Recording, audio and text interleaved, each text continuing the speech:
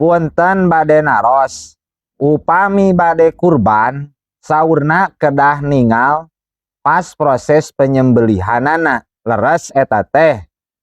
kumaha hukumna. Jawabanana kudu didinya teh hukumna sanes wajib tapi sunnah,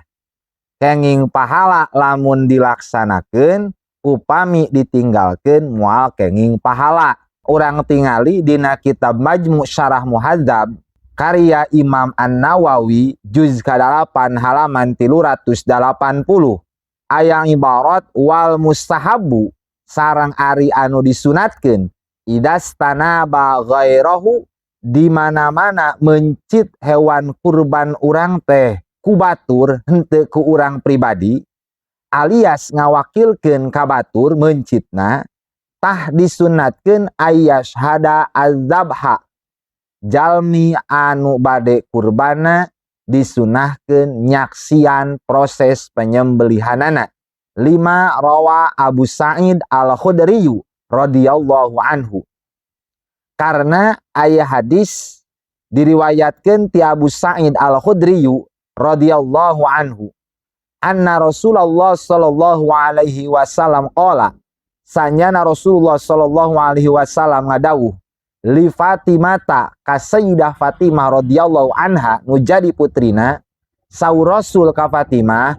qumi hudang anjeun ila udhiyatiki samperkeun hewan kurban anjeun samperkeun proses penyembelihanana pashhadiha saksikeun ku anjeun proses penyembelihanana fa innahu bi awwali qatratin min dammiha karena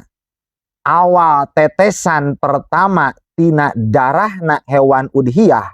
ketika proses penyembelihan yufaru laki masalapa min zanbiki didinya lah awal dihampurakna dosa-dosa anjeun anu geus kalewat anu geus ti heula. Jadi disunnahkeunana ningali proses penyembelihan hewan kurban tujuanana didinya sami sareng nyaksikeun proses dihampurakna dosa-dosa urang anu geus kalewat sabab awal tetesan darah hewan kurban jadi awal dihampurakna dosa-dosa jalmi anu kurban dosa-dosa anu geus kalewat.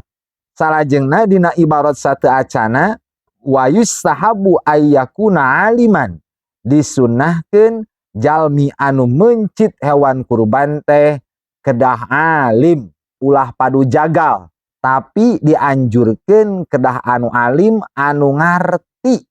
masalah hukum kurban li'annahu a'rafu bisunnati dzabhi karena seorang alim dia lebih mengerti lebih paham tentang pasunatan mencit oge lebih paham tentang aturan jeung syarat-syarat mencit.